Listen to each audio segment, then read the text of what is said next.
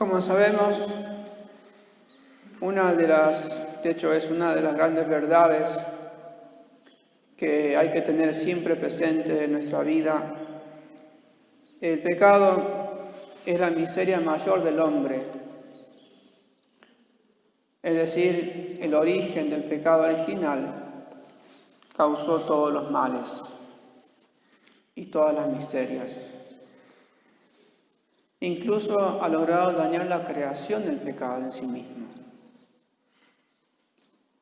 Por eso decía el libro del Eclesiástico, hablando acerca de esto, pero se refiere más hacia el prójimo.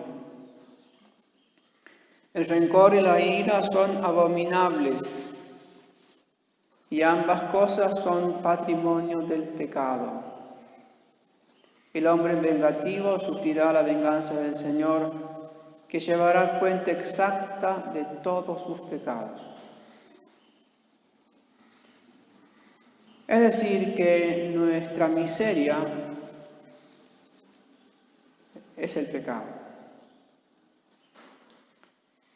Y por eso el hombre, al ser pecador, es también considerado miserable. De hecho es así. Somos miserables delante de Dios porque lo ofendemos. Somos miserables porque lo odiamos muchas veces a Dios. Capaz que no directamente, pero sí en el prójimo. Ahí entra el rencor, la ira. Pero hay un atributo divino que viene a aplacar esto, que es justamente la misericordia de Dios con el prójimo. Y esa distinción, digamos, acordémonos aquello de María Magdalena con Jesús, dice San Agustín, se encontraron la miseria y la misericordia. Y eso es clave. ¿Y por qué Dios envió a su Hijo para la redención? Porque justamente Dios aborrece el pecado, pero ama al pecador. Uno puede pensar cuántas veces uno se ha confesado de tantos pecados y sin embargo uno sigue ofendiéndolo a Dios. Bien, ahí se demuestra el amor que Dios nos tiene.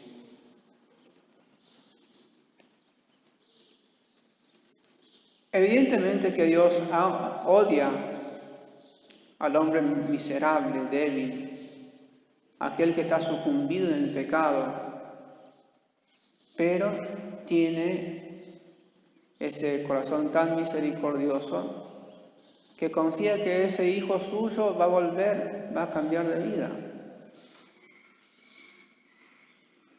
Y ese es el amor justamente de Dios, tan infinito, tan grande, tan inmenso, tan sobrenatural, que tiene para con nosotros. Por eso es que la misericordia como atributo divino no es, digamos, compasión o perdón, sino que la compasión y el perdón son efectos de la misericordia de Dios. Son como cosas secundarias. Por eso es que en la lengua hebrea se define como justamente la misericordia, se define en el libro del profeta Isaías, capítulo 49, dice clarísimamente y define la misericordia. Un sentimiento propio de Dios y nuestro, que nace del seno maternal o de las entrañas del corazón de un padre. Un padre o una madre que tiene un hijo en la peor de las decadencias, esa madre va a seguir amando a ese hijo o a esa hija. Pero el amor misericordioso de Dios es muchísimo más inmenso, infinito.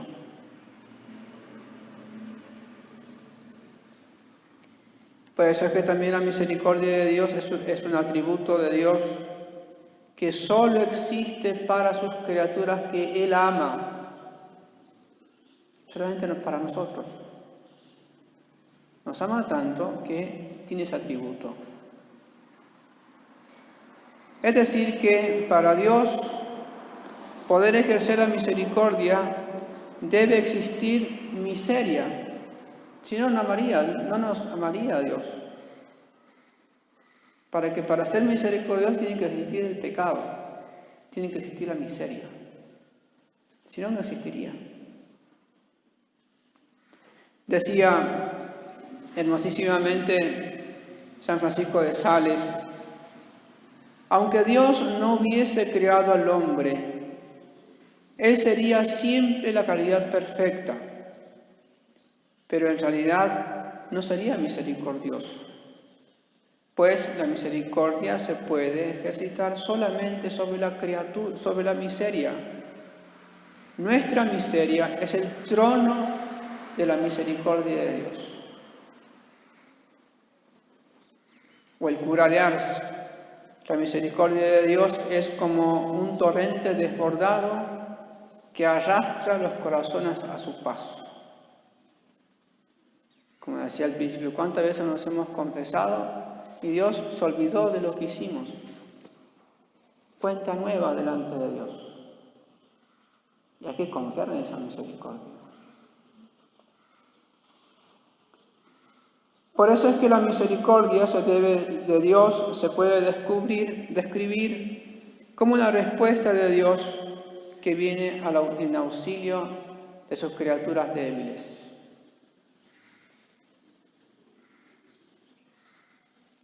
Nosotros somos personas débiles.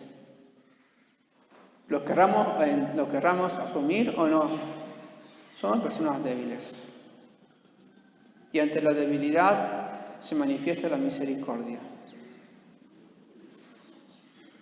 Ninguna criatura es merecedora, evidentemente, de la misericordia de Dios, sino que es una gracia que Dios concede gratuitamente a sus hijos por su inmenso amor, como dice el salmista: su amor es eterno.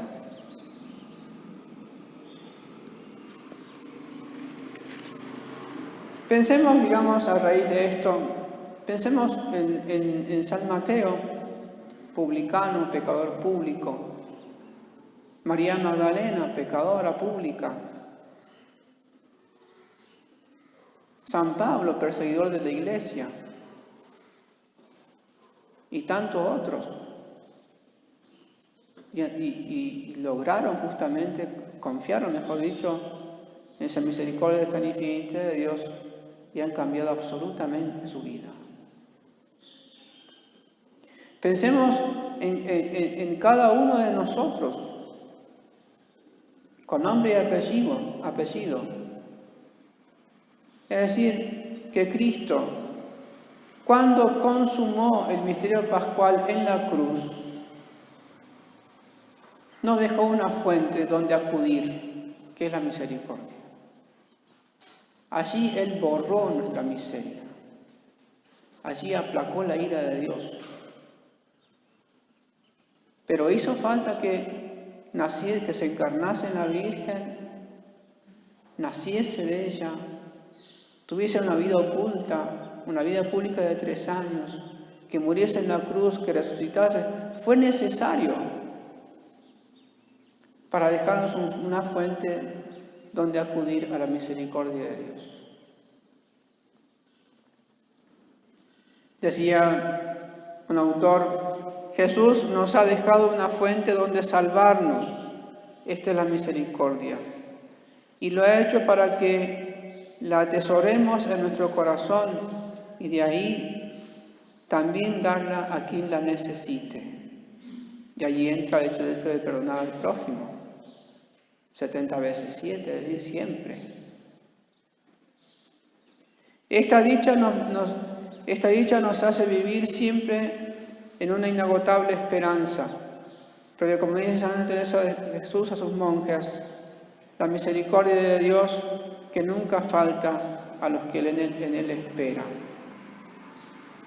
Pero para ello es necesario aprender aquello que decía nuestro Señor, aprender qué significa aquello de misericordia. Por eso es que lo que está claro es que Jesús considera que una de las cosas más importantes, junto con aplicar la justicia y la fe, en la confesión, en el sacramento de la penitencia, en el trono de la misericordia, se dan estas dos cosas. En justicia, Dios te va a dar una penitencia. El cristiano hace un acto de fe para poder confesarse delante de un sacerdote y confiar en ese acto de fe. Y después viene la misericordia. Yo te absuelvo. Así nuestro Señor hace ver a los fariseos, Mateo 27, 23, «Ay de vosotros, escribas y fariseos hipócritas», dice, «que pagáis el diezmo de la menta, del aneto y el comino, y descuidáis lo más importante de la ley, la justicia, la misericordia y la fe». Porque esos tres atributos, esos tres actos, se dan propiamente en cada confesión. Se dan propiamente en cada vez que confiamos en la misericordia infinita de Dios.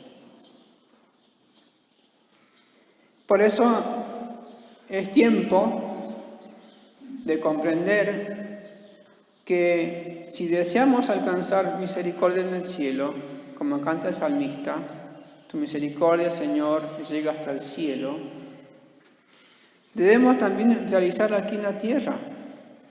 Por tanto, no olvidemos de actuar en consecuencia, para que así, de este modo, se nos regale la misericordia que hay en el cielo, lo cual será para todo el que la ha practicado y se convierta. Es tan necesario practicar la misericordia acá en la tierra, para que seamos recompensados en el cielo. Si no practicamos aquí, evidentemente que nuestra condenación será inapelable. Dice el libro del Eclesiástico, qué grande es la misericordia del Señor y su perdón para los que a Él se convierten. Por esta razón, no olvidemos que el mismo Jesús nos ha dicho que todo lo que hagamos con sus pequeños hermanos, conmigo lo hicisteis. Sed compasivos como vuestro Padre Celestial es compasivo. O en otro lugar, Lucas 3:37. No juzguéis y no seréis juzgados. No condenéis y no seréis condenados. Perdonad y seréis perdonados. Dad y se os dará. O en aquello de Mateo 5:16, las bienaventuranzas. Bienaventurados los misericordiosos, porque ellos alcanzarán misericordia. Entonces, tenemos que nosotros buscar de hacer que nuestra vida espiritual crezca, evidentemente, pero sobre todo que crezca en esa confianza infinita a la misericordia de Dios. No hay otro modo en el cual podemos perdonar al prójimo. No hay otro modo donde podamos encontrar la paz en nosotros. No hay otro modo donde podamos encontrar en paz a Dios. Es decir, si no practicamos esto, evidentemente que estaremos lejos del reino de los cielos. Esta gracia le pedimos a María Santísima, Madre de las Misericordias. Ave María Purísima,